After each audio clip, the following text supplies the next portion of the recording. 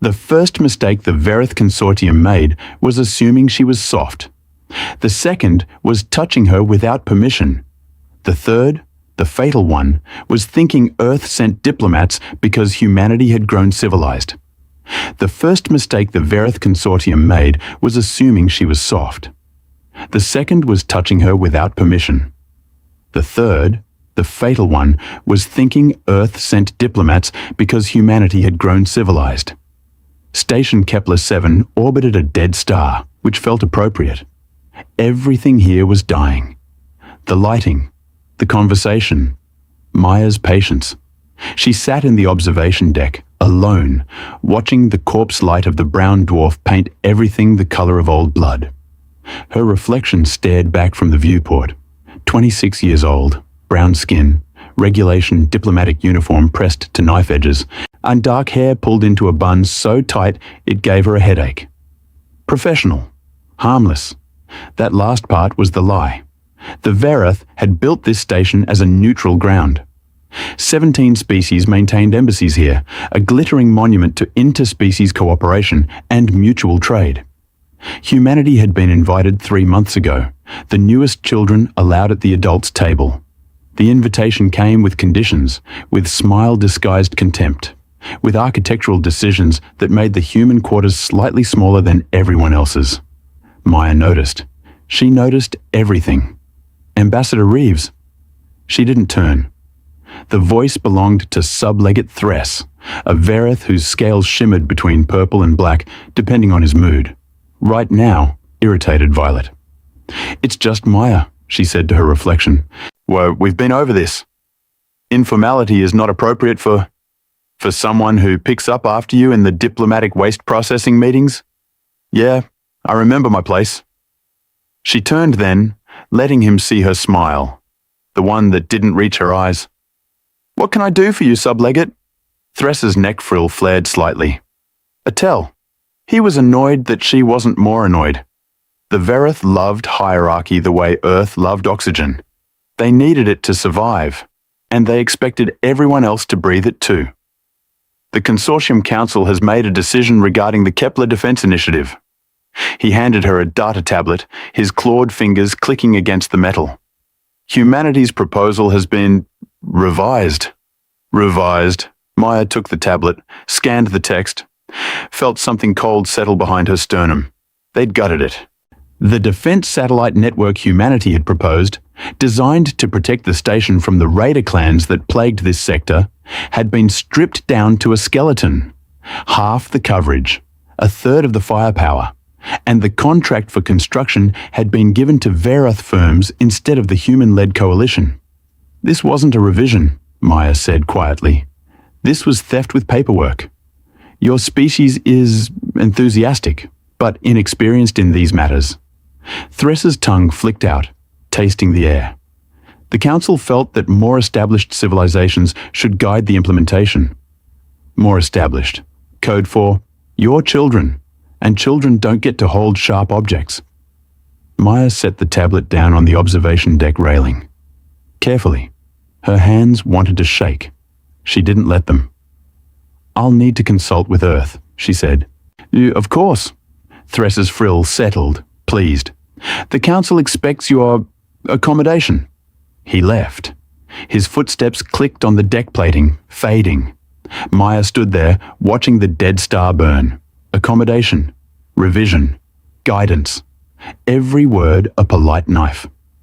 She pulled out her personal comm, not the official diplomatic channel, and typed a message to the only person who'd understand. "Maya, they're doing it again." The response came in 11 seconds. "Sarah, same playbook?" Maya, word for word. "Smile, condescend, take what we built and claim they improved it." Sarah, "You holding up?" Maya looked at her hands. "Steady now. That was training. That was muscle memory from a life before this one." Maya, "I'm fine." Sarah, "Liar." Maya, "I'm functionally fine." Sarah, "Want me to fly out there and help you break some things?" Maya, "No. I want you to stay on Earth and keep the defense grids running. Someone has to remember, we're not actually helpless." Sarah, "You're not helpless either, Maya." Maya, I'm a diplomat now. Helpless is the job description. She closed the comm before Sarah could call her out on that lie too. The thing about being underestimated is that it gives you room to move. The thing about being a human diplomat on an alien station is that everyone underestimated you by default. Maya walked the curved corridors of Kepler-7's commercial district, past shops selling bioluminescent jewelry and fermented gases that passed for delicacies among the sulfur breathers. The station's architecture reminded her of a nautilus shell, spiraling, elegant, designed by species who thought in dimensions humanity was still learning to perceive. And she stopped at a cafe run by a hiver collective. They made something approximating coffee if you squinted and had low standards. She ordered it anyway. The hiver at the counter, designation KL447, chittered something that the translator rendered as, "You again. Glutton for punishment?" "Something like that," Maya said. She took her terrible coffee to a corner table. Watched the crowd. This was intelligence gathering disguised as routine. Every diplomat did it. Most just weren't trained to do it well. 3 tables over, a Verith trade minister named Kellix, deep in conversation with a Thross weapons dealer. That shouldn't be happening. The Thross were outside the consortium, considered barely civilized. But Kellix was passing him data chips and receiving what looked like payment vouchers. Interesting. 2 more tables, a cluster of Andrathi, their crystalline bodies refracting the station's light into rainbow shards. They were scientists officially, but Maya had seen 2 of them in the restricted docking bays last week, inspecting ships that definitely weren't research vessels. Also interesting, and at the counter trying very hard not to look at her. A human. Male, early 30s, civilian clothes, but he stood like someone who'd learned to sleep in armor. His eyes tracked the room's exits before they tracked anything else. Military, or ex-military, and he was watching her. Maya sipped her terrible coffee and waited. It took him 4 minutes to decide. Then he crossed the cafe and stopped at her table. "Ambassador Reeves?" "Maya," she corrected. "And you are?" "Marcus Chen, private security consultant." He didn't offer to shake hands. Smart. "Mind if I sit?" "Depends. Are you about to try selling me something?" "Information, maybe. But not for money." Maya gestured to the empty chair. Marcus sat. He had scars on his knuckles, the kind you got from hitting things that hit back. "I've been on this station for 8 months, Marcus said quietly. "Working close protection for a Jul-3 merchant guild. They're nervous. The raiders are getting bolder. Last week, they hit a convoy 3 light hours from here. Killed everyone. Took the cargo and the ships. I've read the reports." "Then you know your defense satellite proposal would have covered that route?" Maya said nothing. "You also know the Verdant gutted your plan today. Cut coverage, reduced firepower. And here's the part that'll interest you. The routes they cut? Those are the exact routes the raiders have been hitting." The cold thing behind Maya's sternum grew teeth. "You think the Verdant are coordinating with the raiders?" "I think the Verdant are very good at making sure problems persist long enough to stay profitable. Security contracts, insurance, protection fees. It's a whole ecosystem, and your satellites would have disrupted it." Maya studied him. Marcus met her eyes without flinching. He knew what he was risking, telling her this. Humans weren't popular here. Humans who accused the Verith of corruption tended to find their contracts terminated and their ships denied docking clearance. "Why tell me?" Maya asked. "Because I've read your file." That made her hands want to shake again. She didn't let them. "My diplomatic file isn't that interesting. Not that one, the other one. The one that took me 3 weeks and 5 illegal data breaches to find." Marcus leaned forward slightly. "You were Second Lieutenant Maya Reeves, Earth Coalition Marines, 7th Recon Division. You did 2 tours in the Pacification Zone. You have 43 confirmed kills and a recommendation for a medal you didn't accept. You left the service 4 years ago for personal reasons." Maya's coffee had gone cold. She set it down. "You should be more careful about bragging about illegal data breaches," she said softly. You should be more careful about pretending you're harmless." They looked at each other. "What do you want, Mr. Chen?" "I want someone to do something before this station gets hit. And I think you're the only person here who actually knows how to fight back instead of filing a strongly worded complaint." Maya almost laughed. It came out as something bitter. "I'm a diplomat now. Fighting back isn't in my toolkit anymore." Bullshit. The word hung between them. Marcus stood. "There's a shipping manifest anomaly in Bay 7. Might want to look into it, or don't. Your call, Ambassador." He left. Maya sat there with her cold, terrible coffee, thinking about toolkits and who she used to be. The quarters humanity had been assigned were in Section 9, which the Verdant called the Cultural Exchange Wing, and everyone else called where we put species we're not sure about yet. The rooms were small but functional. Maya had a bedroom, a workspace, and a bathroom that required a minor engineering degree to operate. She sat at her desk, staring at the data Marcus had mentioned. Bay 7. Shipping manifest. She'd pulled the records through her diplomatic access, which was extensive enough to be useful, but limited enough to remind her she was still a guest here. The manifest showed a cargo shipment of agricultural supplies bound for a colony in the Outer Rim. The ship, Verdant Pride, registered to a consortium logistics company. Crew of 7. Scheduled departure. Tomorrow. Nothing suspicious, except Maya pulled up the ship's previous routes. The Verdant Pride had made 4 runs in the last month, all to different Outer Rim colonies, all carrying agricultural supplies. But the tonnage was wrong. Agricultural supplies, seeds, fertilizers, basic equipment, those had predictable density ratios. The mass readings on the Verdant Pride were too heavy by almost 30%. Either they were shipping the galaxy's densest fertilizer, or they were shipping something else. Maya cross-referenced the destinations. All 4 colonies had reported increased raider activity within a week of the Verdant Pride's visits. Teeth and claws behind her sternum now. She pulled up the communication logs for the ship. Encrypted. Heavily. That wasn't standard for a civilian cargo hauler. Maya leaned back in her chair, thinking. This was above her clearance level. This was the kind of information she should pass to Earth intelligence, let them decide how to proceed through proper channels. That was the diplomatic thing to do. That was also slow, bureaucratic. And by the time Earth authorized action, the Verdant Pride would be gone, and 3 more colonies would be smoking craters. Her comm buzzed. "Sarah. You still functionally fine?" Maya stared at the message. Thought about what Sarah would do. Sarah, who'd served in the same unit, who'd saved Maya's life twice and gotten a medal she actually accepted. Maya. Define fine. Sarah.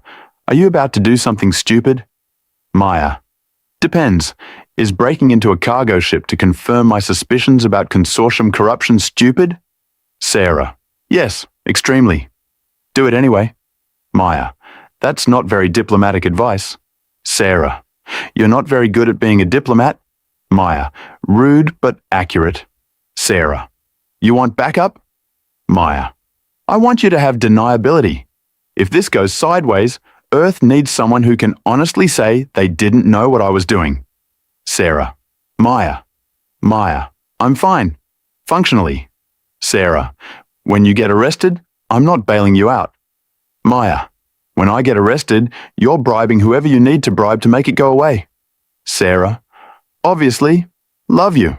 Idiot. Maya. Love you too. Maya closed the comm.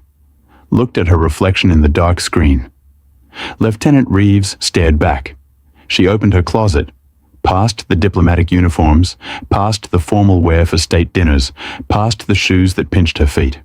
There, a small case, locked. She hadn't opened it in 4 years.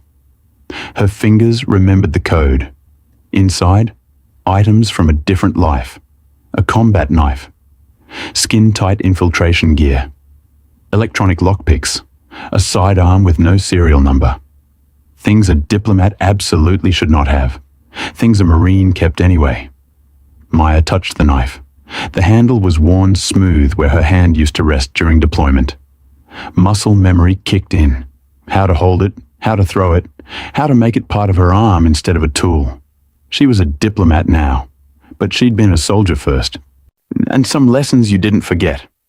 Bay 7 at 0300 station time was exactly as abandoned as Maya hoped.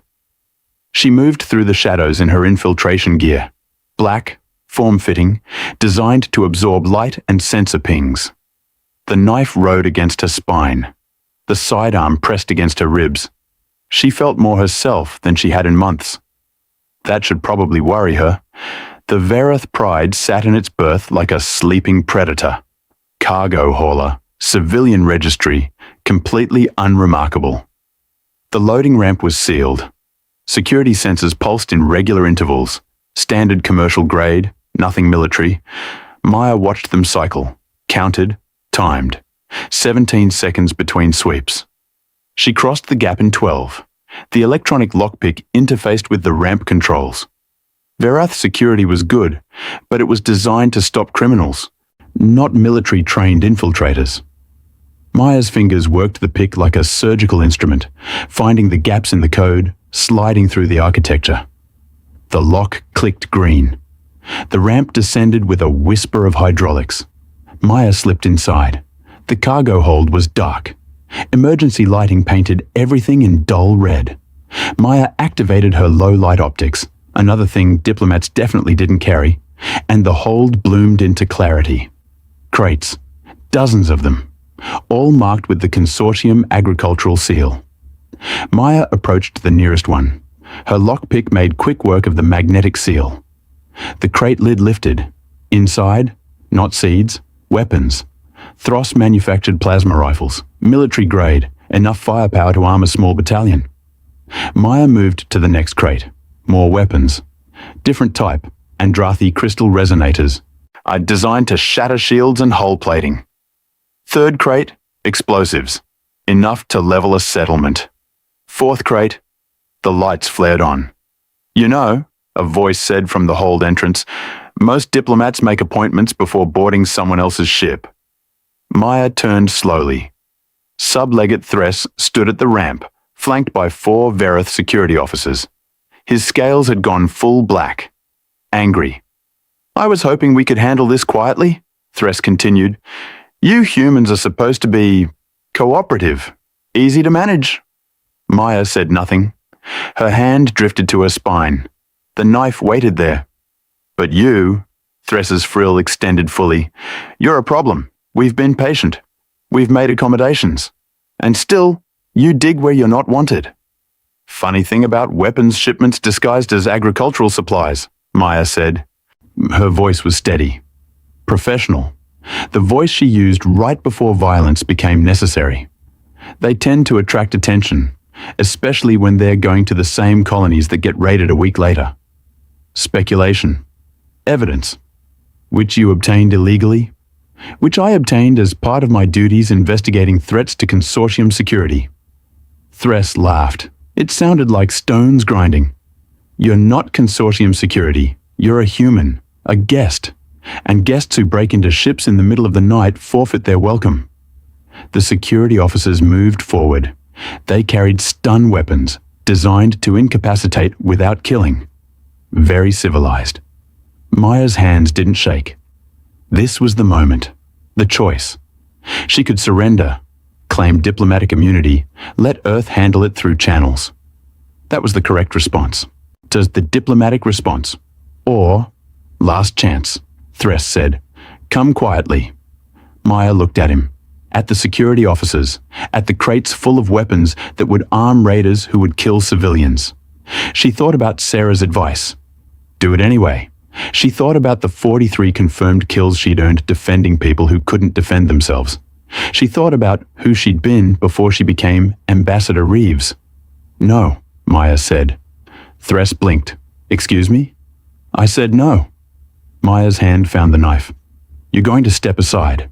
I'm going to walk out of here. And then you're going to explain to the Consortium Council why you've been arming the raiders you're supposed to be protecting against. That's not... Maya moved. She was across the hold before Thress finished the sentence. When the knife came out in one fluid motion, muscle memory, training, the part of her that never forgot how to be dangerous. The first security officer went down with a non-lethal strike to the nerve cluster at his shoulder. The second got an elbow to the temple. The third got a stun shot off before Maya could reach him. The energy bolt caught her in the side. Pain exploded through her ribs. Her vision whited out. Training kept her on her feet. Barely. She stumbled, caught herself on a crate. The fourth officer was aiming.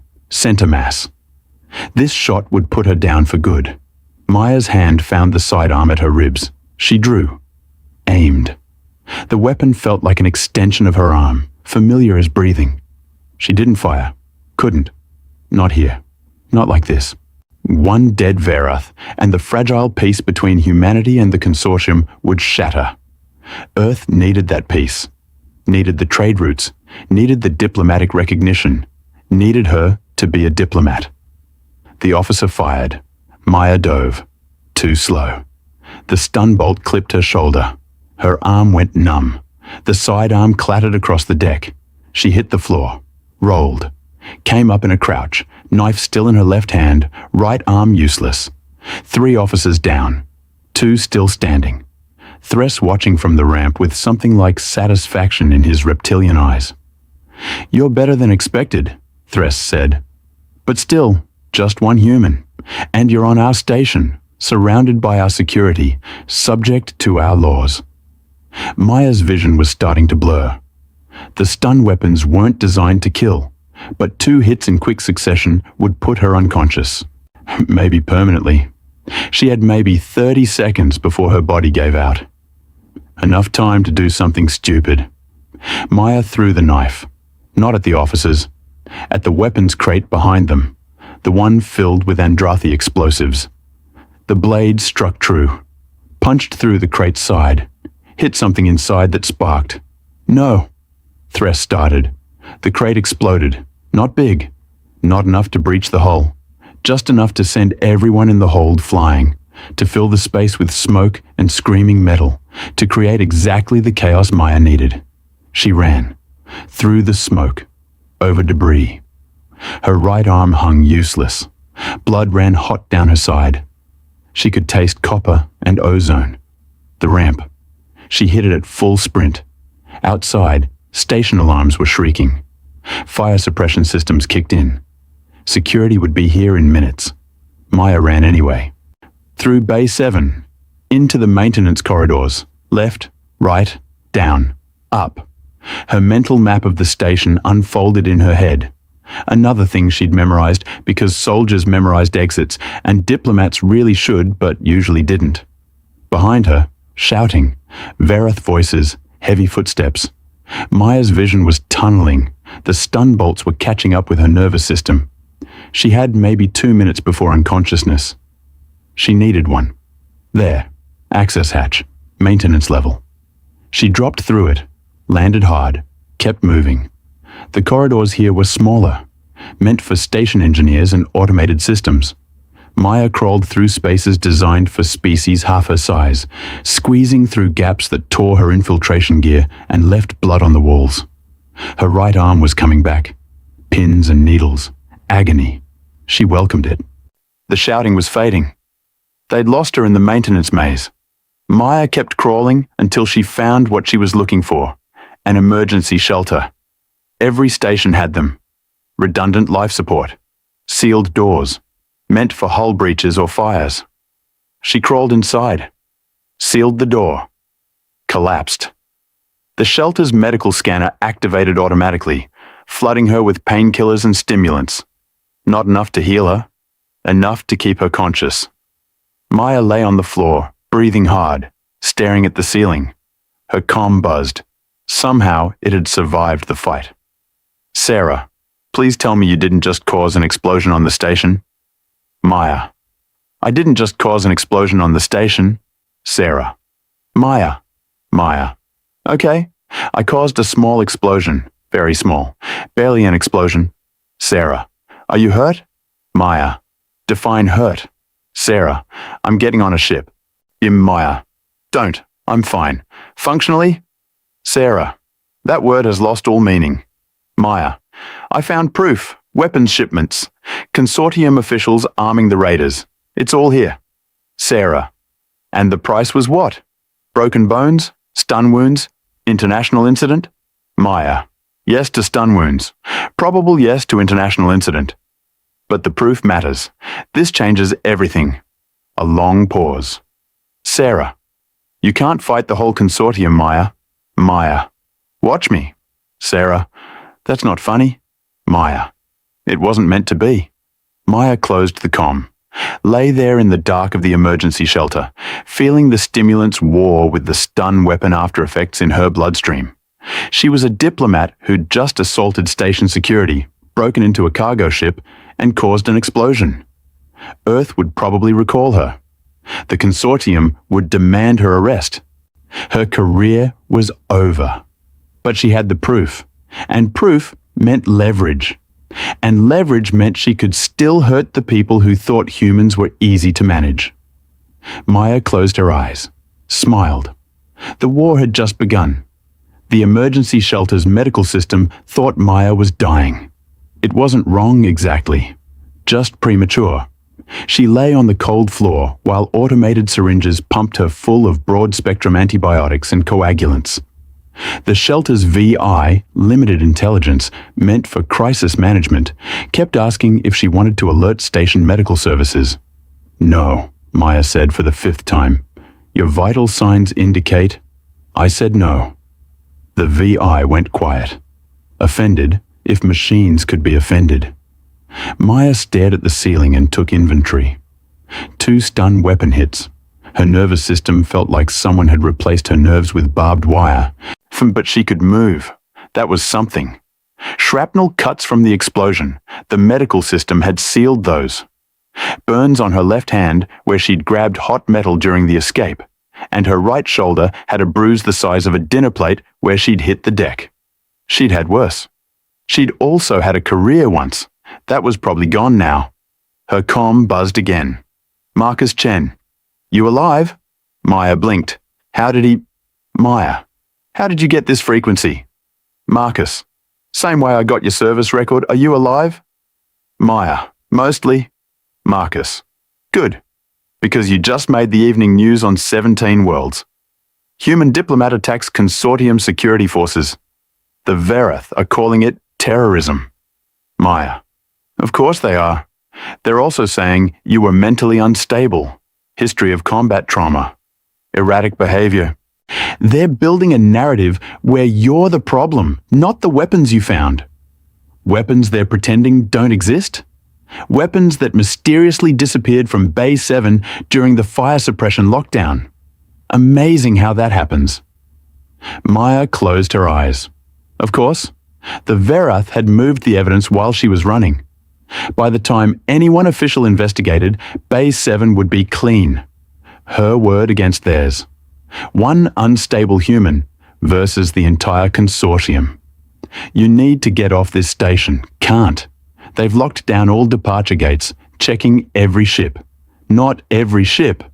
Maya sat up. Too fast. Her vision swam. What are you planning? Meet me in maintenance section K12. 1 hour. Come alone. And Maya? Yeah, bring your gear. All of it. The comm went dead. Maya looked at the medical scanner. It was still insisting she needed professional treatment. She told it to shut up and started getting dressed. Maintenance section K12 was where the station's environmental systems met the docking clamps. The air here tasted like metal and recycled water. Pipes ran everywhere, a circulatory system for a structure the size of a small city. Marcus was waiting near a pressure door, wearing what looked like a maintenance tech's uniform. He'd even grown out his facial hair to match the scraggly look most station engineers cultivated. You look terrible, he said, when Maya limped into view. You look like you haven't showered in a week. It's called deep cover. Marcus tossed her a similar uniform. Put this on. We have 12 minutes before the next security sweep. Maya changed behind a pipe cluster. The uniform was too big. She rolled up the sleeves. Where are we going? Off this death trap. Marcus pulled out a datapad, showing her a schematic of the station. There's a waste reclamation ship docked in Bay 23. Not glamorous, but it's scheduled to depart in 40 minutes, and the Verdant barely check it. They don't care about garbage. I'm not abandoning my post. Your post just issued a warrant for your arrest. The Consortium Council voted 3 hours ago. You're officially a fugitive. The words hit like a physical thing. Maya leaned against the wall. Earth's embassy? Recalled their staff. Left a junior attaché to handle the paperwork. They're disavowing knowledge of your actions and offering to extradite you for trial. Of course. Of course, Earth was throwing her under the shuttle. She was a diplomatic embarrassment, a problem. Easier to sacrifice one person than risk the consortium relationship. Maya had known this would happen, had accepted it as the price when she broke into that ship. Didn't make it sting less. So I run, Maya said quietly. Hide, while the Verdant keep arming raiders and killing colonists. Or you die here. Those are the options. There's a third option. Marcus raised an eyebrow. Please don't say what I think you're going to say. I burned their whole operation down. That's exactly what I thought you were going to say. Marcus rubbed his face. Maya, you're one person, injured, hunted, with zero support. You can't take on the consortium. Watch me. That's not courage. That's suicide with extra steps. Maya pushed off the wall, walked toward Marcus.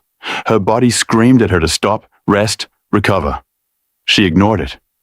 The weapons are gone from Bay 7, but they have to be somewhere on this station. You don't move that much firepower off station in 3 hours without leaving a trail.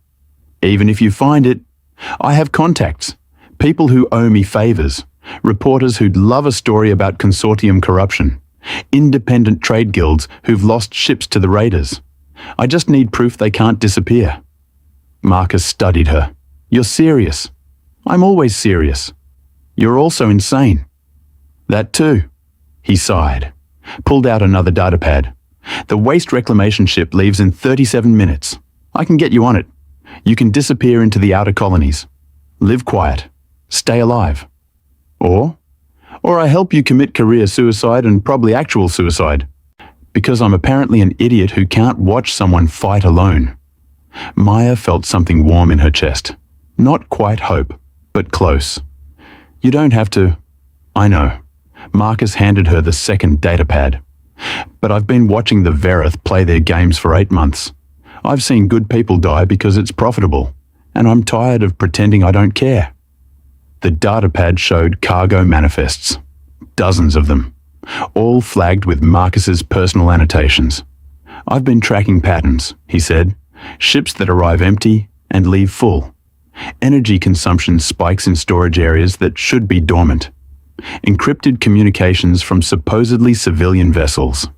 If the weapons are still on this station, they're in one of these locations. Maya scrolled through the data.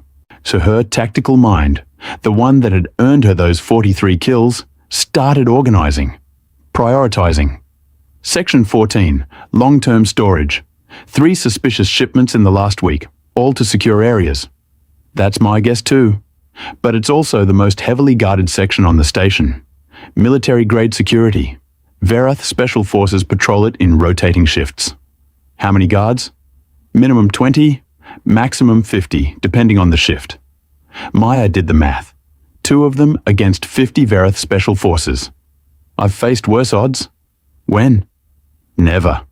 But there's a first time for everything. Marcus laughed. Actually laughed. You know what? Fine. Let's go rob the most secure facility on the station and probably start a war. At least I'll die doing something interesting. We're not going to die. You can't promise that? No. But I can promise we'll make them remember us.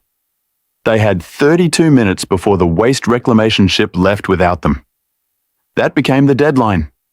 Either they got the proof and got out, or they were trapped on a station that wanted Maya dead. Section 14 was in the station's core, reinforced hull plating, multiple redundant security systems, and a layout designed by someone who understood military strategy. Getting in would be hard. Getting out would be impossible. We need a distraction, Marcus said. They were crouched in a maintenance tunnel, watching security patrols move through the corridor outside. Something big enough to pull guards away from the storage area. Fire alarm? They've had 3 false alarms this week. They'll ignore it. Hull breach? That just locks everything down. We'd be trapped, Maya thought. Time was ticking. 29 minutes. What if someone tried to assassinate a council member? Marcus turned to stare at her. What? The Verdant Council is meeting in the diplomatic wing, right now. Emergency session about the human terrorist incident. If someone made an attempt on their lives, every guard on this station would respond. You want to assassinate the council? I want to threaten the council. Big difference. How? Maya pulled out her sidearm. Checked the charge. 3/4 full. Enough. I'm going to walk into that council chamber and hold them at gunpoint. That's the worst plan I've ever heard. You have a better one? Marcus opened his mouth. Closed it. No. Damn it. No, I don't. Then it's the plan we have.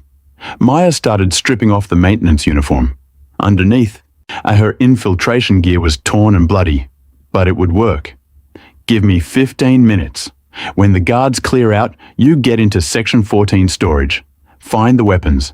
Document everything. Photos, video, serial numbers, anything that proves what they're doing. And you? I'll be busy not getting killed by an entire security force. Maya? I know. It's stupid. It's reckless. It's everything a diplomat shouldn't do. She looked at him. But I stopped being a diplomat the moment I stepped onto that ship in Bay 7. Now, I'm just someone who's really tired of watching people die because it's profitable. Marcus grabbed her arm. Don't get yourself killed. Wasn't planning on it. I mean it. You survive this, I'm buying you a drink. A real one, not that poison the hivers serve. It's a date. Maya left before he could see her smile. On the diplomatic wing was elegant chaos. Council members and their staff rushed through corridors, their various forms of agitation playing out in scales that changed color and frills that extended and eyes that dilated. The whole wing smelled like fear and expensive perfume. Maya walked through it like she belonged there. The key to infiltration isn't stealth, it's confidence. You walk like you're supposed to be there, and most people's brains fill in the justification. She'd learned that in basic training. It still worked. The council chamber was guarded by 8 Verdant soldiers. Not special forces, ceremonial guards, meant to look impressive more than actually fight. But they still had plasma rifles and training. Maya stopped 3 meters away, hands visible, sidearm still holstered. I need to address the council, she said. The lead guard's frill flared. Ambassador Reeves, you are under arrest. Surrender your weapon and come with us. I have evidence of consortium corruption. The council needs to see it. You have violated station law. There will be no... Maya drew her sidearm and fired, not at the guards, at the ceiling above their heads. The plasma bolt punched through decorative plating and hit something electrical. Sparks rained down. Alarms shrieked. Next one's not a warning shot, Maya shouted over the noise. The guards raised their weapons. 8 rifles pointed at her center mass. Maya didn't move, didn't lower her gun, stood there with her arm steady and her heart racing and every tactical instinct screaming at her to find cover. You can kill me, Maya said, but not before I kill at least 3 of you. And not before station security has to explain why they executed an ambassador in the diplomatic wing. So here's what's going to happen. You're going to let me into that chamber. I'm going to say my piece, and then we can all decide together what happens next. The lead guard's translator crackled. You're insane. I've been told that today, multiple times. Now step aside. For 5 seconds, nothing happened. Then the council chamber doors opened. Sublegate Thress stood in the doorway, his scales gone completely black with rage. Let her in, he said quietly. I want to hear what the human has to say before we execute her. The guards parted. Maya walked into the council chamber with her weapon still drawn, and every nerve in her body singing with adrenaline. The chamber was circular, and with 17 seats arranged in a spiral that rose toward the ceiling. Each seat held a council member representing their species in the consortium. The Verdant had the highest seats, privilege of seniority. Humanity's seat was at the bottom, empty. Maya stood in the center of the spiral, surrounded. 17 species, 17 sets of eyes, all watching her with expressions ranging from curiosity to contempt. "Ambassador Reeves," said High Legate Vess from the highest seat. Her voice came through the translator as dry amusement. "You've caused quite the disturbance." "I have evidence," Maya said. "The Verdant Consortium has been arming the raider clans. The same raiders they're supposed to be protecting us from. Ships, weapons, intelligence, all provided through shell companies and falsified cargo manifests." Thress laughed. "The desperate claims of a violent criminal." "I have proof. Bay 7, the Verdant Pride, agricultural supplies that weighed 30% too much and carried consortium encryption codes. Proof that conveniently disappeared after you destroyed it?" Maya's hand tightened on her weapon. "You moved it. During the lockdown. But that much firepower doesn't just vanish. It's still on this station." "Even if true," High Legate Vess said, "you have no authority to investigate, no jurisdiction. You are a guest who has assaulted our security forces and violated our laws. I'm a representative of humanity, and humanity doesn't tolerate corruption." "Humanity," Vess said softly, "is a newcomer species with delusions of importance. You have been granted consortium membership as a courtesy, but courtesies can be revoked." The words landed like stones. Maya looked around the chamber, saw the truth in their eyes. They didn't care about the weapons, didn't care about the colonies dying. This was all economics and politics and profit margins. The raiders were good for business, and she was bad for it. "So that's it," Maya said. "You know I'm right. You just don't care." "We care about stability," Vess replied. "About order. About species knowing their place in the galactic community, and humans. You've become quite unstable." Behind Maya, the doors opened. Security forces poured in. Not 8, not 20. 50 Verdant soldiers in full combat armor, weapons charged. They'd used her distraction to move reinforcements. Maya was trapped. Thress smiled. "Any last words before you're confined?" Maya looked at the weapon in her hand, at the soldiers surrounding her, at the council members watching her with indifference. She thought about Marcus, hopefully finding the proof in Section 14. She thought about the waste reclamation ship that would leave in 7 minutes without her. She thought about Earth, throwing her away like defective equipment. She thought about all the times she'd been underestimated, dismissed, managed. "Yeah," Maya said, "I have last words." She lowered her weapon. The soldiers moved forward. Maya activated her comm. Not the diplomatic channel, the military-grade encrypted frequency she absolutely wasn't supposed to have anymore. "Sarah," Maya said, "remember how you said you weren't getting on a ship?" The comm crackled. Then Sarah's voice, clear as crystal. "Technically, I said I was getting on a ship. You told me not to." "Good. Because I need you to do something for me. Anything. Check your data feed. I'm uploading everything Marcus Chen just pulled from Section 14 storage. Weapons manifests, trade routes, communications logs, all of it." Thress's expression shifted. "What?" "And Sarah. Send it everywhere. Every news network, every independent trade guild, every colony that's been hit by raiders, every species that's ever trusted the consortium to protect them. On it. And one more thing. Yeah?" Maya looked at Thress, at High Legate Vess, at all 17 council members. She smiled. "Tell them I said hello from the human race. We might be newcomers, we might be unstable, but we don't forget, and we don't forgive." She closed the comm. Alarms started blaring throughout the station, not security alarms, communications alarms. Every outgoing message broadcast, every data stream activated, every public terminal suddenly flooding with evidence of consortium corruption. Marcus had done it, found the proof. And while Maya was playing bait in the council chamber, he'd uploaded everything to the one person who could weaponize it.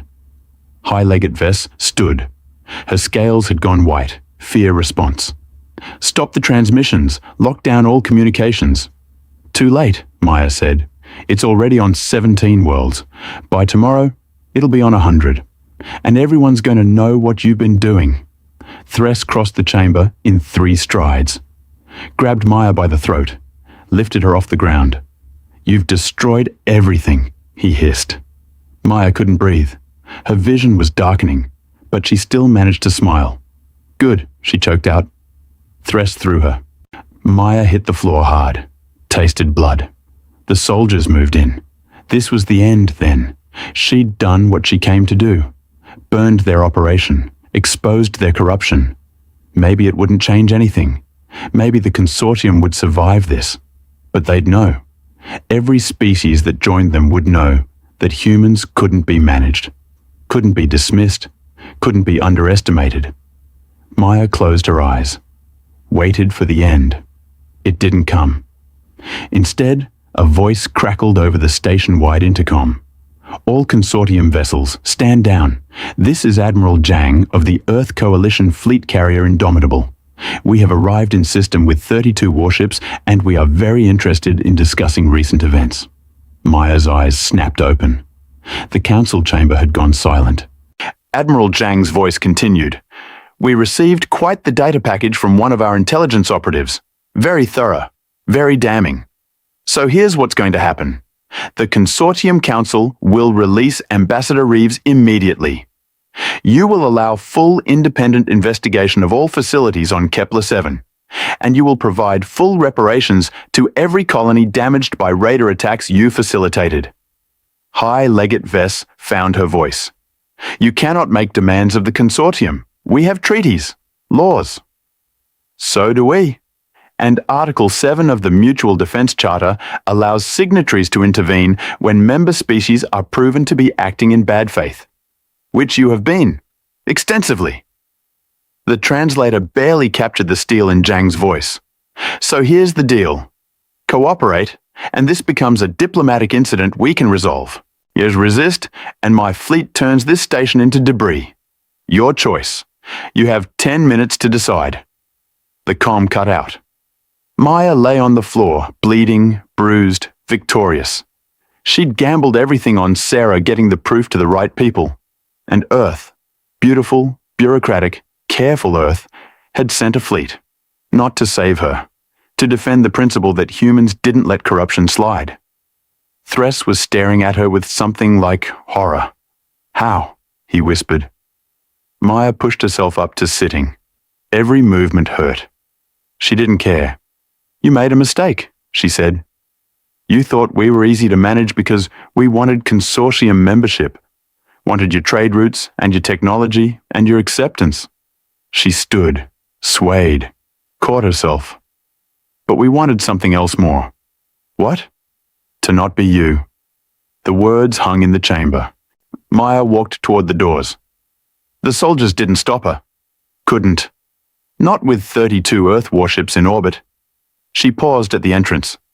We'll be better than you, Maya said. We'll build our own alliances, our own networks, and we'll do it without feeding people to raiders for profit.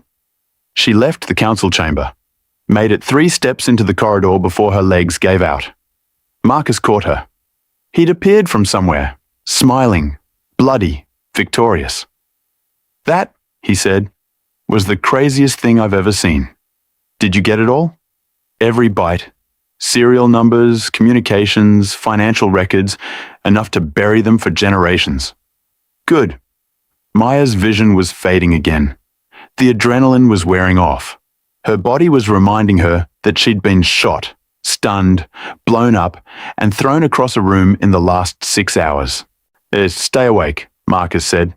Medical team is coming. Earth's sending a shuttle. The waste reclamation ship? Missed it, but I think we can afford better transport now. Maya laughed. It came out as a cough. Hey, Marcus said, you did it. You actually did it. We did it. Mostly you. Team effort. Her comm buzzed one more time. You're buying the drinks when you get home. I thought you were buying. That was before you started a war. Now you're buying. Fair. Admiral Zhang wants to give you a medal. Tell him I don't accept medals. I know, but he's going to try anyway. That's his thing. Sarah? Yeah? Thank you. Always. Now stop bleeding on alien floors and come home. Maya closed her eyes. Home. That sounded good. The medical team arrived. Earth personnel, wearing fleet uniforms with the Coalition insignia. They treated her with professional efficiency and genuine respect. One of them, a young medic who couldn't be more than 22, leaned close as they loaded Maya onto a stretcher. Ma'am, I just wanted to say, what you did was incredible. Everyone's talking about it. You showed them we're not weak. Maya wanted to say something profound, something inspiring. Instead, she said, we were never weak. They just weren't paying attention. The medic smiled. Yes, ma'am. As they carried her toward the Earth shuttle, Maya caught one last glimpse of the council chamber. Through the transparent walls, she could see the 17 council members arguing. Scales changing color, frills extending, voices raised in 17 different languages. They'd underestimated one human. They wouldn't make that mistake again. Not with Earth, not with anyone. The shuttle bay doors closed. Maya let unconsciousness take her. She'd earned it. Maya woke up in a medical bay that didn't smell like alien disinfectant. That was the first clue she was safe. The second was the gravity. Earth standard, not the slightly lighter pull of Kepler-7. Her body knew the difference. The third was Sarah, asleep in a chair beside her bed, still wearing her Fleet Intelligence uniform and clutching a cold cup of coffee. Maya tried to sit up. Pain exploded through her ribs. She made a sound, not quite a scream, mostly just air escaping through clenched teeth. Sarah's eyes snapped open. Combat reflexes. She'd been faking sleep. Stay down, idiot, Sarah said. But her hand found Maya's and squeezed. Gentle. You've got 3 cracked ribs, a concussion, burns on half your hand, and enough stun weapon residue in your system to drop a horse. How long? 36 hours. You've been in and out? Mostly out. Maya processed that. 36 hours. The consortium would have responded by now. Earth's fleet would have either negotiated or started shooting. What happened? Sarah's smile was sharp. You mean after you held the entire consortium council hostage and triggered the biggest diplomatic crisis in 50 years? After that, yeah. Well, Sarah stood, stretched. The consortium folded. Took them 6 hours of Admiral Zhang sitting in orbit with weapons charged, but they folded. Full investigation of Kepler-7. Independent auditors going through every transaction. 3 council members already resigned. Sub-Legate Thress is under arrest. Arrest by who? The Verdant, their own people. And turns out when you prove someone's been selling weapons to raiders, even their allies turn on them. Sarah's expression darkened. They're trying to make this about rogue elements, claiming the council didn't know. Bullshit. Obviously. But it's the bullshit they need to maintain the consortium. If the whole thing collapses, it takes half the galaxy's trade network with it. Maya stared at the ceiling. Politics. Even when you won, you lost. So they get away with it. Some of them. But here's the thing.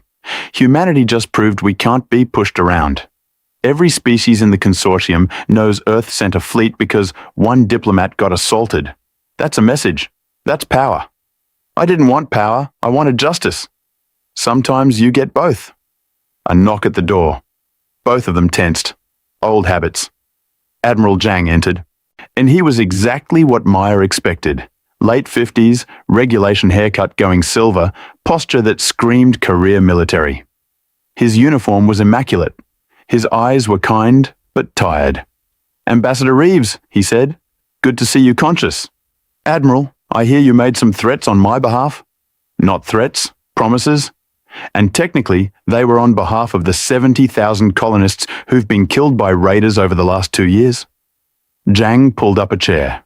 But yes, your situation provided excellent motivation. He produced a data tablet. I need you to walk me through everything. Timeline, evidence, what you saw in Bay 7, The weapons you catalogued. I'm building a case for the Galactic Trade Commission, and I need your testimony. Maya took the tablet. Her hands shook slightly. Stun weapon after effects. You know Earth already disavowed me? Called me unstable. They were going to let the consortium arrest me. That was 48 hours ago. Before your evidence hit 17 news networks and crashed the consortium's stock valuation by 30%. Zhang's smile was grim. Now Earth wants to give you a medal. Probably several. I don't want medals. I know. I read your file. He paused. Both of them. Maya met his eyes. Then you know why I left the service. I know you earned 43 confirmed kills defending people who couldn't defend themselves. I know you were recommended for the Stellar Cross and declined. I know you requested discharge after the Titan incident. The Titan incident. Maya's hands tightened on the tablet. I killed civilians, she said quietly. The intelligence was bad. We hit what we thought was a weapons depot. It was a refugee shelter. The intelligence was deliberately falsified by a corrupt contractor. The investigation cleared you and your unit. I still pulled the trigger. Zhang said nothing for a moment. When he spoke, his voice was soft. That's why you became a diplomat. You thought if you negotiated instead of fought, you wouldn't have to carry more bodies. Maya's throat was tight. Didn't work out that way. No, because sometimes the only language violence understands is violence. Zhang leaned forward. What you did on Kepler 7, that wasn't murder. That was combat. Against an enemy who was killing civilians for profit. You didn't cross any lines, Maya. You held them. She wanted to believe that. Wanted it badly. I assaulted security forces. Caused an explosion. Held government officials at gunpoint. You exposed a criminal conspiracy that spans 24 worlds. You saved thousands of lives. And you showed every species in this galaxy that humans have teeth. Zhang stood. So here's what's going to happen. You're going to recover. You're going to give me your testimony, and then you're going to decide what you want to do next. I thought my career was over. Your career as a traditional diplomat? Probably. But Earth just created a new position. Special investigator for consortium compliance. They want someone who understands how to fight when fighting is necessary. Someone who can't be bought or intimidated. Maya stared at him. They want me to be what? A cop for the galaxy? More like a soldier who carries a badge instead of a rifle. But yes, essentially. And if I say no? Then you go home. Honorable discharge, full pension, you've earned it. Zhang headed for the door, then paused. But I hope you don't. Because the galaxy needs people like you. People who see injustice and can't look away. He left. Sarah whistled low. Special investigator. That's a hell of a promotion. That's a hell of a target on my back. You already have a target on your back. This way, you get resources to deal with it. Maya closed her eyes. Every part of her hurt. But underneath the pain, something else was stirring. Purpose, maybe. Or just stubbornness. I need to see Marcus, she said. The security consultant? He's been cleared by Earth Intelligence. They offered him a contract too. Of course they did. He's good. He also keeps asking about you. I left you something. Sarah pulled a bottle from her bag. Actual whiskey. Real Earth whiskey, not the synthetic crap they served on stations. A note was attached. Told you I'd buy you a drink. Get better so you can collect. M. Maya almost smiled. How bad is the political fallout? Sarah's expression shifted. Complicated. Half of Earth's government wants to make you a hero. The other half wants you quietly disappeared because you're unstable and unpredictable. I am unstable and unpredictable.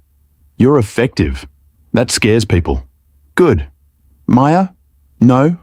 Listen. Maya pushed herself up, ignoring the pain. I spent 4 years trying to be what they wanted. Diplomatic, careful, manageable, and all it did was let people die while I filed reports. I'm done with that. So you're taking Zhang's offer. I'm taking his offer. And I'm going to make every corrupt bastard in the consortium wish they'd stayed honest. Sarah grinned. Genuine. The expression she got right before violence. That's my girl, the one who came from war. Recovery took 3 weeks. Maya spent them in the medical bay of the carrier Indomitable, healing and planning. Admiral Zhang brought her files, other incidents across the consortium that smelled like corruption. Trade routes where ships disappeared, colonies where resources mysteriously depleted, minor species who complained about exploitation and then went silent. The galaxy was full of injustice hiding behind bureaucratic language. Maya started making a list. Marcus visited on the 2nd week. He'd accepted Earth's contract, security consultant for the new compliance division, which meant he'd be working with Maya. "They're calling you the Kepler Wraith," he said, sitting in Sarah's usual chair. 17 species, 17 different names, all variations on the human who can't be killed. I can definitely be killed. I just got lucky. Luck is what happens when preparation meets opportunity. You were prepared. He paused. I looked into your service record, the real one. Titan incident. Maya's expression went flat. That's classified. So was your current location, but I found that too. Marcus leaned forward. The contractor who falsified that intelligence works for a company with ties to the consortium. They wanted that refugee shelter gone because it was blocking a mining claim. The cold thing behind Maya's sternum grew claws. You're telling me Titan wasn't an accident? I'm telling you corruption doesn't stop at borders. It's everywhere. And people like us, we're the ones who have to cut it out. Maya looked at him. Really looked. Saw the scars on his knuckles, the way his eyes tracked the room's exits, the careful posture of someone who'd survived too many fights. What happened to you? She asked quietly. Before the security consulting? Marcus was quiet for a long moment. I was corporate military, Jalthari Heavy Industries. They hired human contractors because we're good at violence and cheap to replace. We protected their mining operations in contested space. And I found out they were using slave labor. Kids. Dozens of species, all taken from their families and forced to work in toxic conditions. His jaw tightened. I reported it. They buried the report. So I freed the slaves and burned the facility. How many did you get out? 47. Lost 3 in the escape. Marcus's hands clenched. The Jalthari labeled me a terrorist. Put a bounty on my head. I've been running ever since. Until now. Until now. Because Earth's new compliance division comes with immunity from corporate prosecution, and I'd really like to stop running. They looked at each other. 2 people carved into weapons by circumstance. 2 people tired of watching the galaxy grind up the innocent. We're going to make enemies, Maya said. Good. I like knowing who wants me dead. This won't be clean. Won't be easy. Nothing worth doing ever is. Maya held out her hand. Welcome to the team. Marcus shook it. Where do we start? Admiral Zhang has 17 cases flagged for investigation. We pick the worst one and make an example. The worst one? Maya pulled up her data tablet, showed him the file she'd been studying. The Verdant Reach Colony. Population, 40,000. 3 months ago, they'd filed a complaint with the consortium about contaminated water supplies. The investigation concluded it was natural geological factors. Last week, 80 people died of toxicity-related illnesses. The colony's water treatment facility was owned by a Verdant corporation, the same corporation that had bid for the land before the colony was established. They're being poisoned, Marcus said quietly, deliberately, so the corporation can reclaim the land. That's my read too. And the consortium is covering it up because the corporation pays them for regulatory oversight. So we go there, we prove it, as we shut it down, and we make sure everyone knows what happened. No quiet settlements, no buried reports. We burn them in public. Marcus smiled. It wasn't a nice smile. When do we leave? Tomorrow, as soon as I'm cleared for duty. You're not cleared. I will be. I'm very persuasive. The briefing room on the Indomitable held 12 people. Admiral Zhang, Sarah, Marcus, Maya, and 8 other operatives who'd been recruited for the compliance division. They were a mix: former military, intelligence analysts, a xenobiologist who'd blown the whistle on genetic experimentation, a trade lawyer who'd lost everything fighting corporate fraud. All of them had scars. All of them had reasons. Zhang stood at the head of the table. Let me be clear about what we're doing here. This isn't military action. This isn't war. This is investigation and enforcement under Article 7 of the Mutual Defense Charter. He pulled up a holographic display. The consortium's organizational structure appeared, a web of connections spanning hundreds of worlds. The consortium isn't one entity. It's 17 major species, 400 minor species, and approximately 6,000 corporate entities, all bound by mutual trade agreements. It's the largest economic alliance in known space. Zhang highlighted sections of the web. It's also corrupt. Not entirely. There are good people trying to make it work. But the system has been weaponized. Species with less power get exploited. Resources get stolen. People die. And it all gets buried under bureaucratic language and regulatory oversight. He looked at Maya. Ambassador Reeves exposed that. I'm forced the consortium to acknowledge it. But acknowledgement isn't justice. That's our job. The hologram shifted. 17 case files appeared. These are our initial targets. Each one represents a credible allegation of corporate malfeasance backed by consortium officials. Some involve fraud, some involve environmental damage, 3 involve loss of life. Zhang highlighted the Verdant Reach file. We're starting here. Suspected deliberate contamination of water supplies to force colony abandonment. 80 dead so far, thousands more at risk. He looked around the table. This is going to be dangerous. The corporations involved have private security. The consortium officials we're investigating have resources, and not everyone wants us to succeed. Sarah raised her hand. What's our legal authority if someone shoots at us? You're authorized to defend yourselves and civilians under your protection. But we're not starting fights. We're finishing them. Rules of engagement? Minimum necessary force. Document everything. And if you have to pull a trigger, make damn sure it's justified. Zhang's expression hardened. We're not here to become what we're fighting against. Maya felt those words land. Remembered Titan. Remembered the refugee shelter. Remembered that the difference between justice and murder was sometimes just who wrote the report. One more thing, Zhang said. The consortium is watching us, waiting for us to fail, waiting for us to prove we're just as bad as the corrupt officials we're replacing. He met each person's eyes in turn. Don't give them that satisfaction. We do this right. Or we don't do it at all. The briefing ended. Maya gathered her team. Marcus, Sarah, and a xenobiologist named Dr. Yuki Tanaka, who specialized in environmental toxicology. 4 people to investigate a planet-wide contamination conspiracy. It should have felt inadequate. Instead, it felt right. Small teams could move fast, could adapt, could do what larger forces couldn't. We leave in 6 hours, Maya said. Verdant Reach is a 2-day jump. We go in as independent auditors hired by the colony's governing council. We take samples, we document everything, and we find proof. And when the corporation tries to stop us, Marcus asked, we stop them back. Legal channels? Preferred. But if they shoot first, we finish it. Yuki adjusted her glasses. She was small, precise, and had once testified against a mega corporation that tried to have her killed. She'd survived by being smarter than them. I'll need access to the water treatment facility, she said.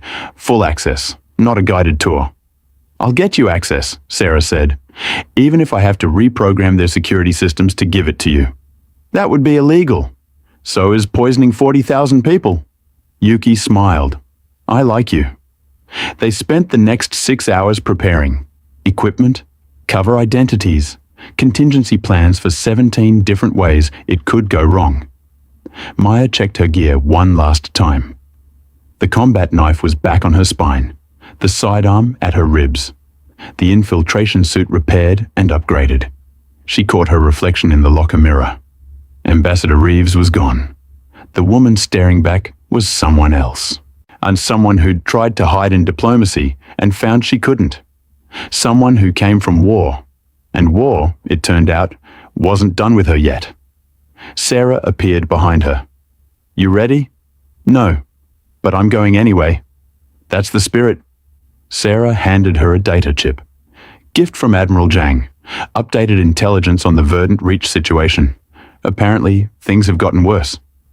Maya loaded the chip, read the report, felt the cold thing behind her sternum turn to ice. 12 more deaths. Yesterday. All children. The corporation was accelerating the poisoning. "We need to leave now," Maya said. "Ship's ready. Crew's ready. We're just waiting on you." Maya closed the locker, checked her weapons one last time. "Then let's go make some enemies." They walked to the shuttle bay together. Sarah was humming something, an old marching song from basic training. Maya found herself joining in. 2 soldiers who'd tried to be something else. 2 soldiers who'd failed at being peaceful. 2 soldiers going back to war. But this time, it was a war worth fighting. The shuttle lifted off 6 minutes later. Verdant Reach was 2 days away. Maya spent the flight reading files, learning about the colony, about the 40,000 people who'd built something beautiful in the frontier and were watching it die by degrees.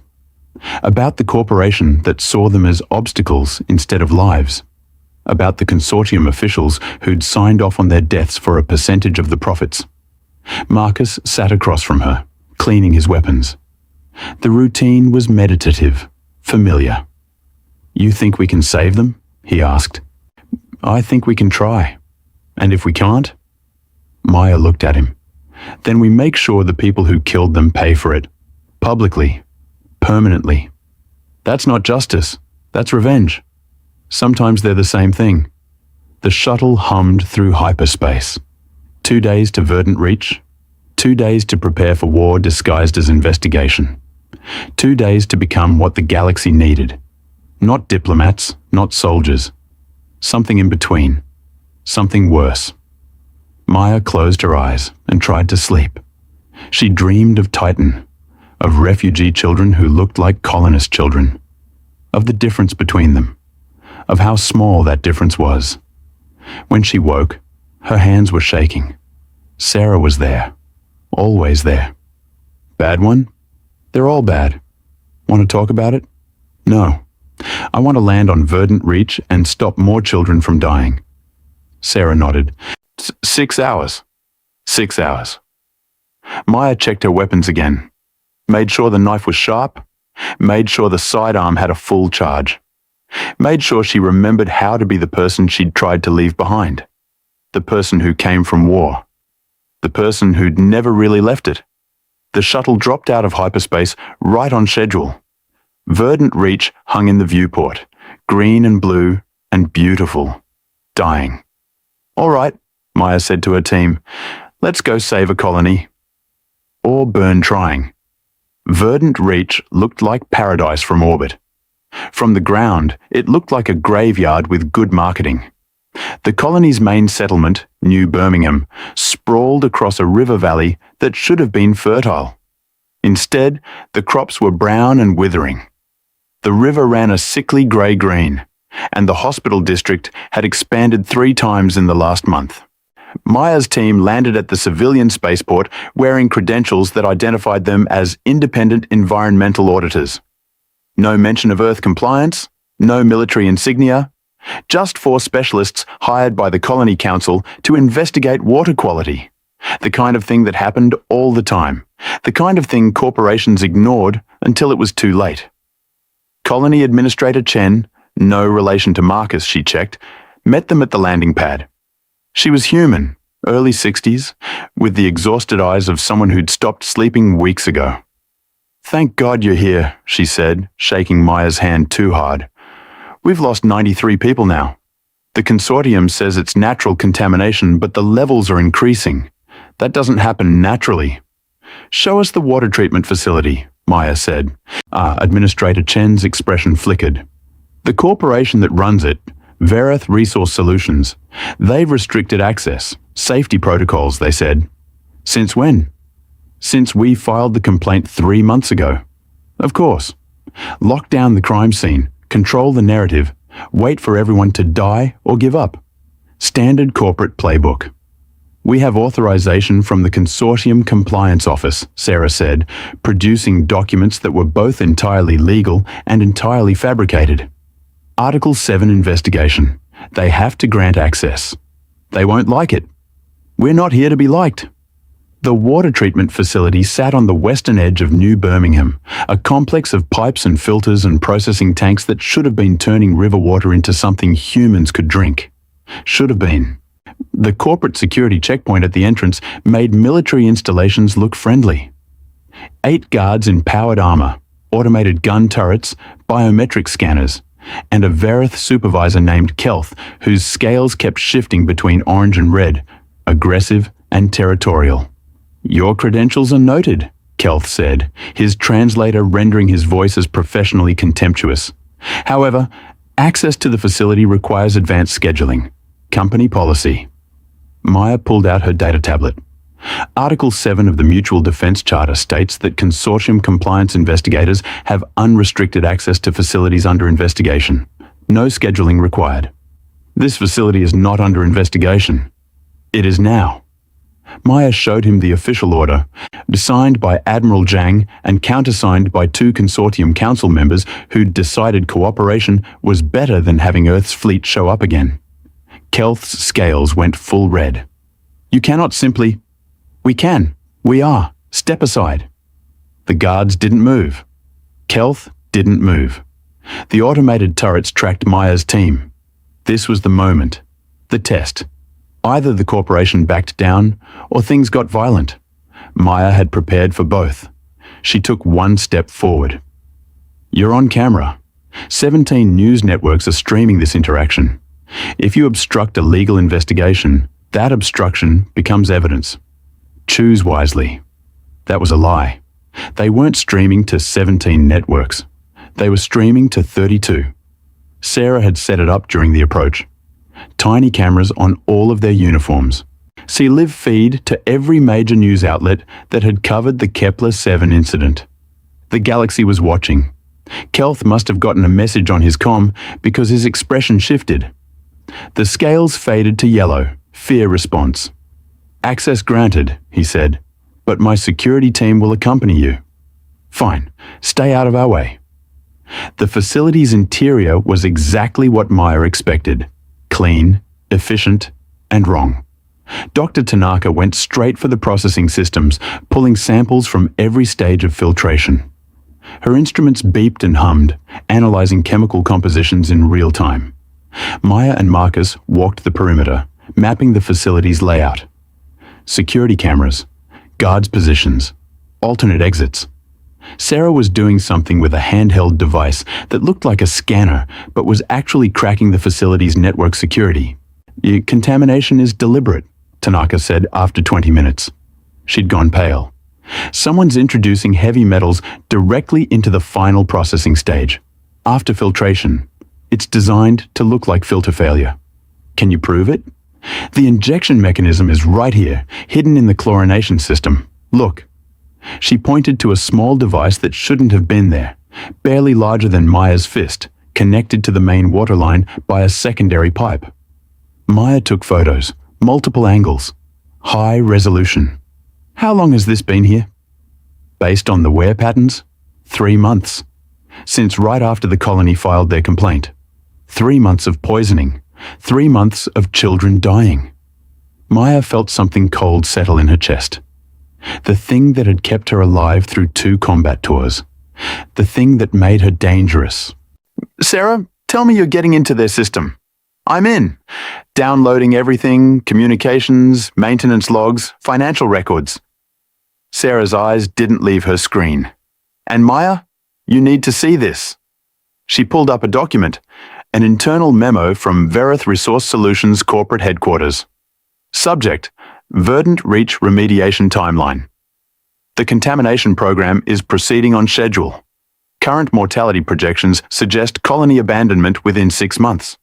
Once evacuation is complete, we can file mineral extraction claims without legal complications. The consortium liaison has confirmed regulatory approval pending colony status change to uninhabitable. Continue current operations. Increase dosage if mortality rates drop below projections. Maya read it twice. The second time didn't make it better. They were killing the colony deliberately, on a schedule with regulatory approval. Copy everything, Maya said. Her voice sounded distant, professional. Every file, every communication, every financial transaction. Already doing it. Marcus? He was staring at the memo. His expression had gone flat. Yeah? Check the security feeds. Find out who's been maintaining this injection system. I want names. On it. Maya walked back to the injection device. Studied it. The mechanism was elegant. Timed releases, calibrated dosages, designed to look like natural contamination. Someone had engineered this, built it, installed it, maintained it. Someone had watched children die and called it a job. We need to shut this down, Tanaka said. Now, before more people die. If we shut it down, the corporation knows we found it. They'll destroy evidence, disappear witnesses. If we don't shut it down, more people die tonight. Maya looked at the device. At the pipe feeding poison into the colony's water supply. At the choice between justice and mercy. Shut it down, she said. Save lives first. We'll deal with the fallout. Tanaka moved fast.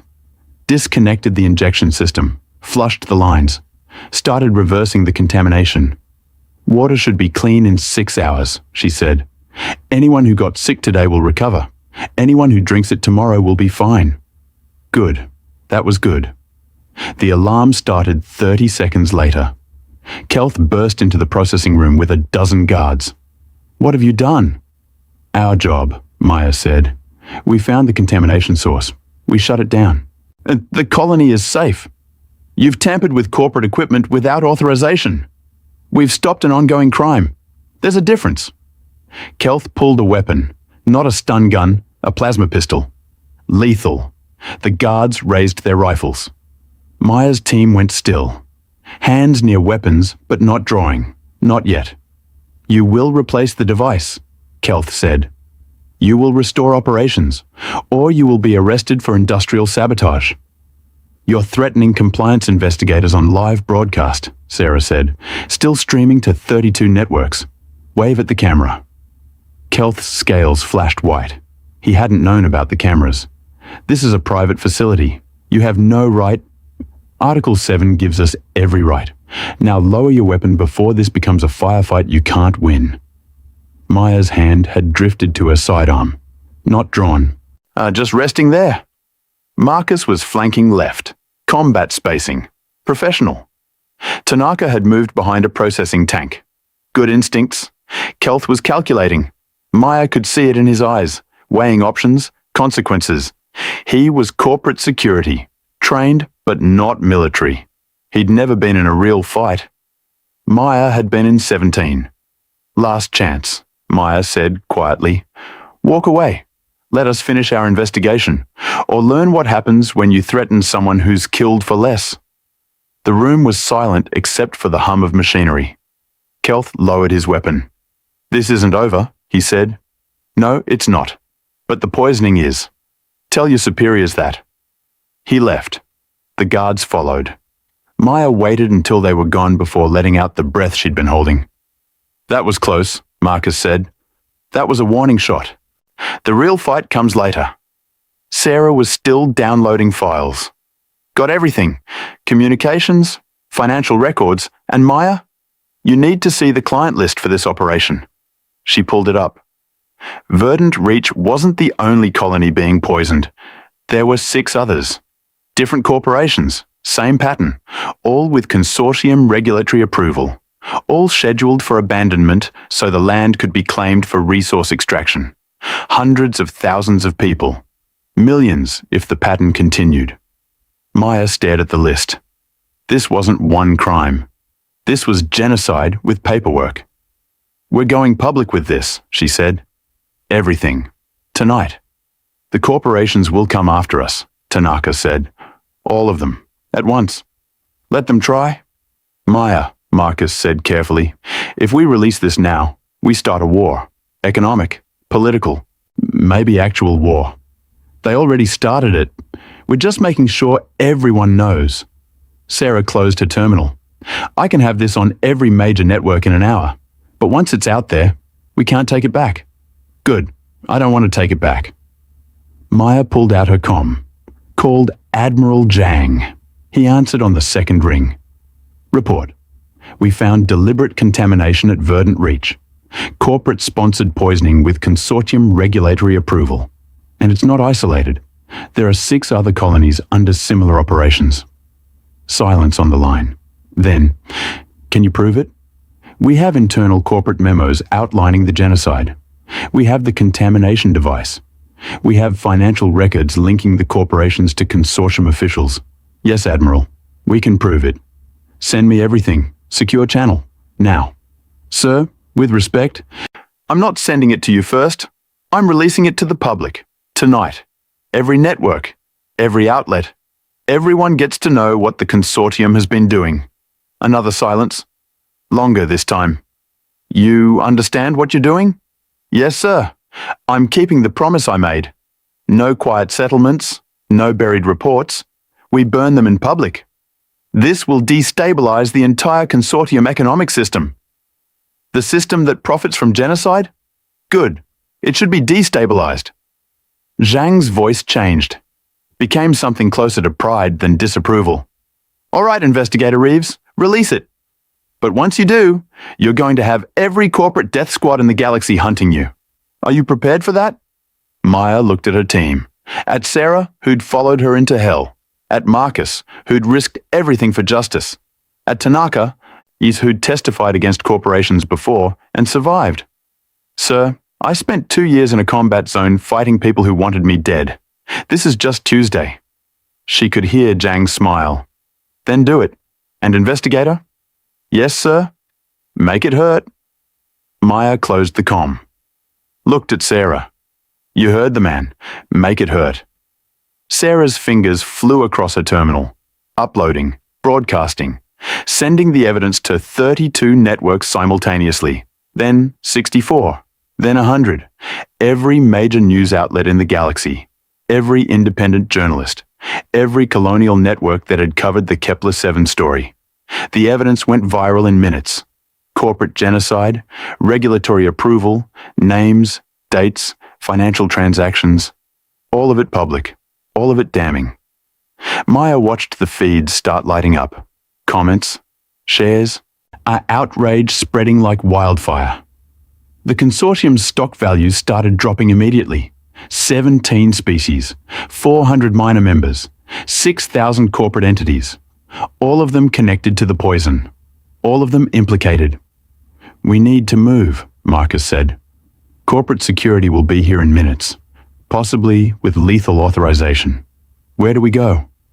The colony's council building. Defensible position. Local support. And it sends a message. We're protecting the people we came to save. They grabbed their equipment and ran. New Birmingham's streets were already filling with people. Colonists who'd lost family members. Who'd watched their children die. Who'd filed complaints and been ignored. They'd seen the broadcasts. They knew the truth now. Administrator Chen met them at the council building. Is it real? The evidence? Every word, Maya said. You were right. The consortium poisoned you deliberately. Chen's expression crumpled, then hardened. What do we do? You survive. You rebuild. And you make sure every other colony knows what happened here so it never happens again. And you? We keep fighting. This wasn't the only colony. There are others. We're going to save them too. You can't fight the whole consortium. Maya smiled. It wasn't a nice smile. Watch us. The first corporate security forces arrived 20 minutes later. 3 shuttles, 60 soldiers, full combat armor and lethal weapons. They landed in the colony's central square and started advancing toward the council building. Maya watched from the rooftop, counted them, assessed their formation. Professional. Well-equipped, but not military. They'd never fought someone who'd earned 43 confirmed kills. Sarah, You have Overwatch. Marcus, take the left flank. Tanaka, stay inside with the civilians. If things go bad, get them to the evacuation shelters." "What are you going to do?" Marcus asked. "I'm going to give them one chance to leave peacefully. Then I'm going to make them regret coming here." Maya walked down to the street, alone, unarmed. The security forces stopped advancing when they saw her. Their commander, a Thros mercenary with enough scars to prove he was dangerous, stepped forward. "Ambassador Reeves, you've caused quite a problem for our employers. Investigator Reeves now. And your employers caused the problem when they decided genocide was profitable. We're not here to debate ethics. We're here to retrieve corporate property and arrest you for industrial sabotage. I'm here on consortium authority. You have no jurisdiction. We have whatever jurisdiction our contract specifies, and that contract says we bring you in. Alive is preferred. Dead is acceptable." Maya stood there, one woman against 60 soldiers. She should have been afraid. Instead, she felt calm, focused. The cold thing behind her sternum had gone quiet. This was what she was good at. "You have one chance," Maya said. "Leave, now, or I will make you leave." The Thros commander laughed. "You're outnumbered 60 to 1. I know, I feel sorry for you." She wasn't bluffing. The commander raised his weapon, and Sarah shot him from the rooftop. Not lethal. Stun round to the shoulder, he went down hard. Chaos erupted. The security forces scattered, on looking for cover, trying to identify the shooter. Maya moved. She was across the square before they could react, drawing her sidearm, firing precision shots. Stun rounds, not lethal, taking down soldiers in a pattern, isolated ones first, then the ones trying to organize. Marcus hit them from the left. More stun rounds, combat spacing, professional. 60 soldiers became 40, then 20, then 10. The rest retreated to their shuttles, lifted off, gone. The whole fight took 90 seconds. Maya stood in the square, breathing hard, surrounded by unconscious mercenaries. The colonists were watching from windows, from doorways, from hiding places. One of them started clapping, then another, then all of them. The applause spread through New Birmingham like a wave. Not for victory, for something else, for proof that someone gave a damn, for proof that they weren't alone. Maya felt something crack in her chest. The cold thing. The wall she'd built after Titan. She'd spent 4 years trying to be something she wasn't. 4 years trying to hide from what she was good at. 4 years pretending she could fix the galaxy with words instead of weapons. But some problems couldn't be negotiated away. Some problems required someone willing to fight. Maya looked at her team. At Sarah grinning from the rooftop. At Marcus checking the unconscious mercenaries. At Tanaka emerging from the council building with relief on her face. At the colonists who'd been dying quietly and now had hope. "We're not done," Maya said.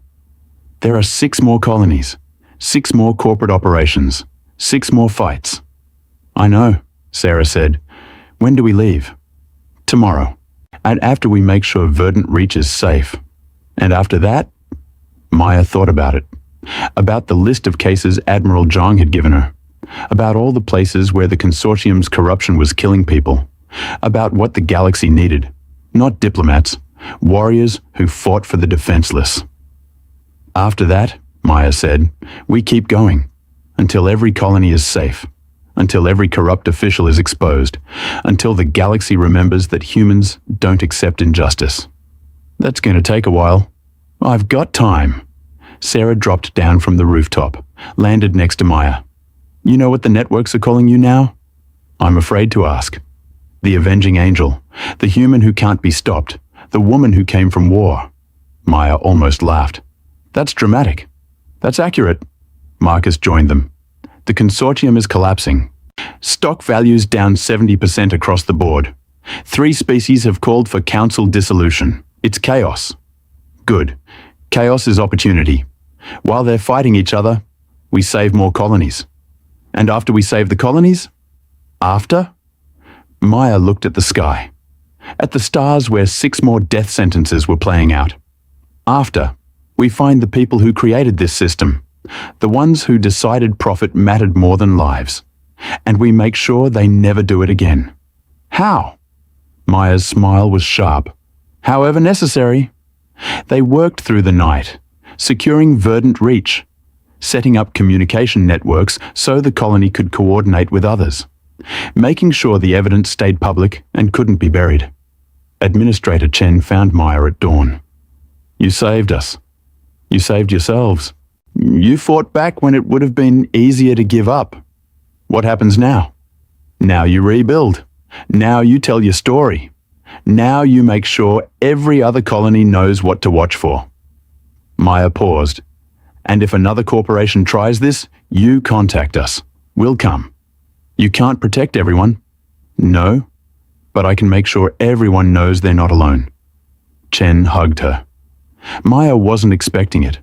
Didn't know how to respond. Settled for hugging back. When Chen left, Sarah was waiting. Next colony is 3 days away. Same pattern. Different corporation. Then we have 3 days to prepare. Maya? Yeah? Are you okay? Really? Maya thought about it. About the fight in the square. About the mercenaries she'd dropped. About the cold precision that had made it easy. I don't know. I thought being a diplomat would make me better.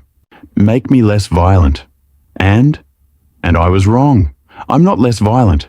I'm just violent for better reasons now. Sarah nodded. The person you were on Titan? She was following bad intel. She made a mistake. A mistake that killed civilians. A mistake you've spent 4 years punishing yourself for. But maybe it's time to use what you learned. Use what you're good at. Not for bad intel or corporate profit. For people who need someone willing to fight. Maya looked at her hands. Soldiers' hands. Scarred from combat and training. Hands that could kill. Hands that could also save. I came from war, Maya said quietly. I don't think I can ever really leave it. Then don't. Just make sure you're fighting the right war. Is this the right war? You saved 40,000 people today. You stopped a genocide. You exposed corruption that was killing colonies across the galaxy. Sarah gripped her shoulder. Yeah, Maya, this is the right war. The shuttle lifted off the next morning. Verdant reach fell away below them. Green and blue and beautiful. Alive. Maya watched until it disappeared, then turned to the star charts. 6 more colonies. 6 more fights.